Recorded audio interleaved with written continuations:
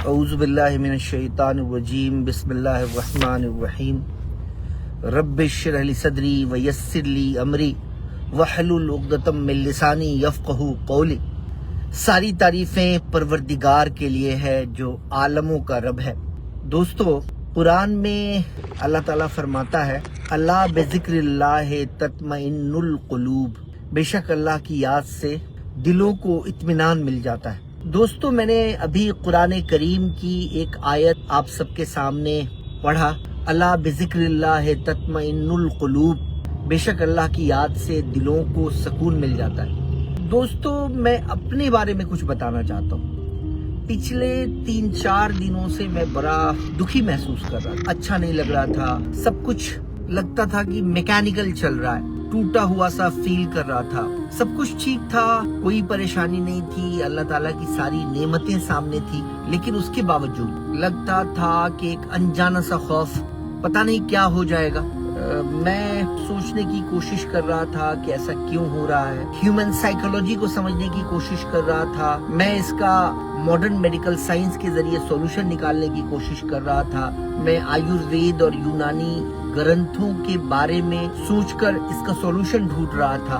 मेरे मन में आया कि मैं 2-4 अपने दोस्तों से बात करूं, उनसे पूछूं कि भाई ऐसे अगर आपके दिल में होता है तो आप क्या करते हैं। बेचैन सा दिल, घबराया हुआ सा दिल, अजीब सा दिल, किसी चीज में दिल नहीं लग रहा है। दुनिया की बेशुमार नेमतें सामने हैं, अल्लाह ताला की दी हुई तमाम ब्लेसिंग्स सामने दिख रही हैं, लेकिन फिर भी मन उदास। आप सबके सामने भी होता होगा दोस्तों। मुझे जब ये सब कुछ हो रहा था तो बस मुझे दिलासा इस बात से मिल रही थी कि अरे सबके साथ होता है। जनाब मोहम्मद रसूलुल्लाह सल्लल्लाहु अलैहि वसल्लम की जिंदगी में भी ऐसा हुआ था। बेशक अल्लाह के जिक्र से दिलों को सुकून मिल जाता है। और बेसाख्ता जुबान से निकला, या अल्लाह, बेसाख्ता जुबान से निकला, ए परवरदिगार, बेसाख्ता जुबान से निकला, ए मेरे मालिक। यकीन माने ऐसा एहसास हुआ जैसे मैंने दुनिया की सबसे पावरफुल दवा खा ली थी। आज होता क्या है दोस्तों, आज हम नमाज पढ़ते हैं, ज़कात देते हैं, लोगों की मदद करते हैं, अच्छे काम भी करते हैं, मगर कहीं ना कहीं उस परवरदिगार को उस तरह से हम याद नहीं करते जैसे उसे याद करना चाहिए। एक बार अपने परवरदिगार को, अपने परमात्मा को प्यार से पुकार के देखिएगा। जिम्मेदारी समझकर नमाजों पे नमाजें पढ़ने वाले, जिम्मेदारी समझकर अच्छे अच्छे काम करने वाले, जब अल्लाह ताला से अपने ताल्लुक को खो देते हैं, जब वो अल्लाह ताला से अपने कनेक्शन को उतना मजबूत नहीं रख पाते, तो बेसुकूनी लाजमी हो जाती है उनकी जिंदगी में। और यही बेसुकूनी मुझे 4-5 दिन से तड़पा रहा था।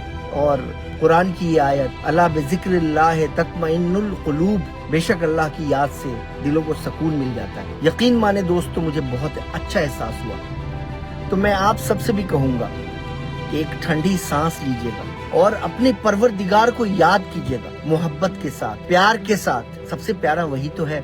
आपकी हर वो मुराद जो आपको लगता है कि इम्पॉसिबल है, उसको पॉसिबल करने वाला कौन है?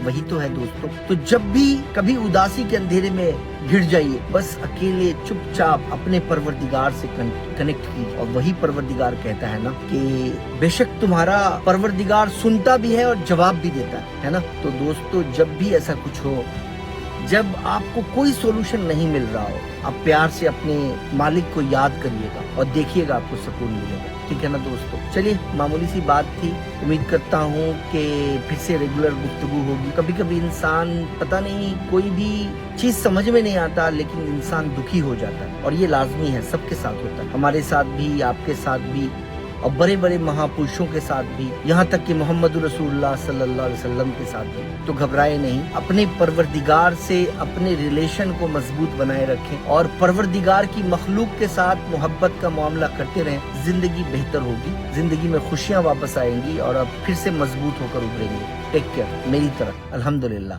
ठीक है ना। चलिए।